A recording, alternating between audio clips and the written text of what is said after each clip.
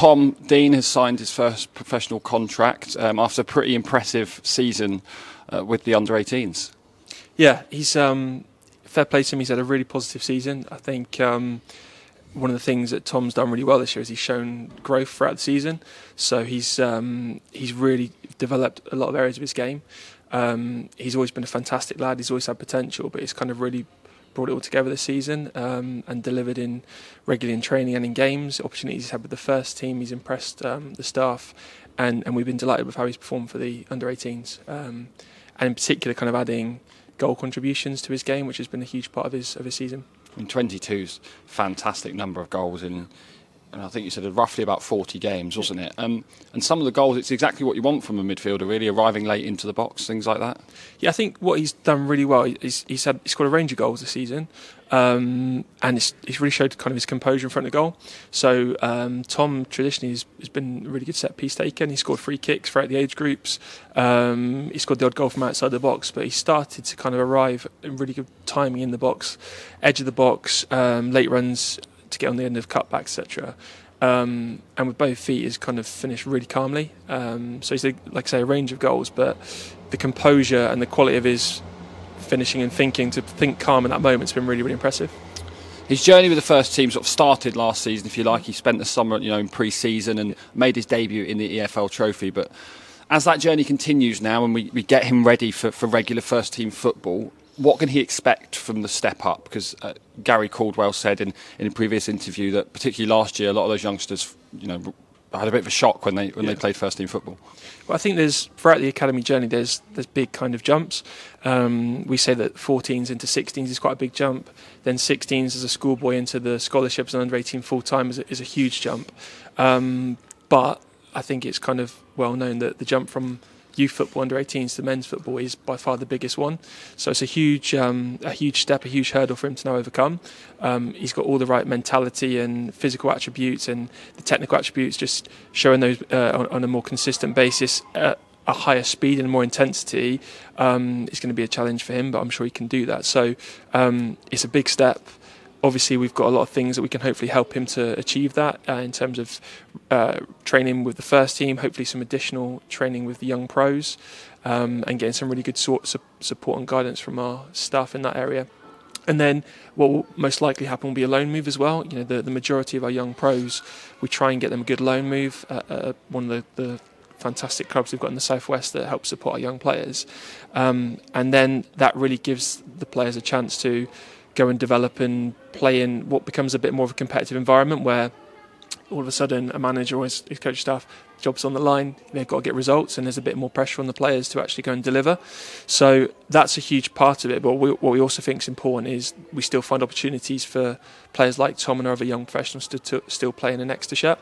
So Nicky Jose for us this season and a host of staff next season will be organising under 21 games as well. So we've had some great games, great experiences this year against Cat 1s and 2s, and the boys have done really well. They've shown what good players they are and how they can compete against higher category players of that age. And I think by having that training programme with first team, playing a loan football at a men's club, and then when they come back to play those 21s games, they're probably further ahead than some people might give them credit for. So hopefully that mixture of experiences will help Tom with his season ahead. Obviously, knowing Tom as a person and as a footballer, it's people only see what he does on the pitch a lot of the time. But someone who knows him as a person, he certainly comes across as someone who has the right mentality, the right attitude, and that's probably that's probably half of it, isn't it? It's huge, yes. So I think the last first team staff were, their number one whenever they were talking to us about the type of players coming through. Number one was character. Again, the current first team group of staff talk about personality and what personality you need to be a football player. So that's not kind of the funniest person ever. It's have they got the mentality? Have they got the kind of bravery to go and show what they can do with kind of the first team players, rather than going and playing and kind of hiding within themselves a little bit. So it's a huge part of a young player's journey, and I think hopefully people realise that for a long time we've been more than just football. We want to develop well-rounded young people. Tom definitely fits that bill. Fantastic young person, great family. He's obviously learnt from his brother as well, who'd been at the club and been in a similar position. So really well grounded, and definitely exemplifies the types of characteristics we want from a young player. And yeah, hopefully they'll put me in good stead. Not just specifically Tom here, but any player who makes that journey. They obviously get the support on the field, coaching, training, whatever, but off the field, how did you guys in the academy support those players off the field, whether it be mentally or physically, if they make that step up and they're having a tough time, or they're perhaps not progressing as quickly as they feel they should be themselves? I think it's really important that the staff kind of build those relationships with the players. So we've got a decent sized group of staff now in the academy alone, so I think we've got 16 full-time members of staff, which has grown hugely from 5-10 years ago. So I think every single player will probably have close relationships with different staff, and so having a range of coaching staff, medical staff, sports science and strength and conditioning coaches, we've got a player care team, we've got a head of education, and all of those different staff have different points where they kind of liaise and build those relationships with players. And I think I would say that pretty much all of them have somebody, one or two people that they can go and have that trust and that conversation with, and a lot of the time it is just a regular chat. I'm a little bit worried about this, or a little bit concerned about this, or what should I do in this situation? So being there daily, and what we see with a lot of the young pros is, whilst they've kind of transitioned into the first team, they still often come up to the academy office and still chat to the staff that they're comfortable with and they've built that trust and rapport with. And then it's then about trying to then do the same thing with the first team staff. And again, the first team staff team is growing all the time. So there's a host of people that can help and will continue to help. And I think one of the key things in modern football, modern development, is analysis as well. And the analysis provision at the club is definitely improving massively.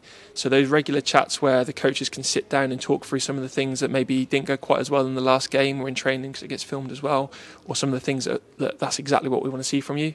When you do that, you look a real top player. So those analysis sessions, and again having the facility at the training ground now that has the spaces to use those tools is really good. So that's a huge part of what we do. I imagine the new training ground's made a huge difference in terms of simply just being in the same building now as the first team. Yeah, I mean, again, some clubs don't have the luxury of being on the same site at all. We've always been on the same site, which has been great, and it means that if players are doing well and they want to kind of move across and train with the first team, it's very easy to sort. But actually moving, like I say, into the same building, upstairs on the same corridor, it's 10 yards away from the first team staff. And whilst there are set times for like the younger players or the first team players to have their lunch, they'll still be in and around each other chatting, and hopefully gives opportunities for some of those older players to mentor the younger players a bit as well. And that's something again that we're trying to provide more opportunities for the boys to learn and develop off those players they're trying to kind of replicate, really.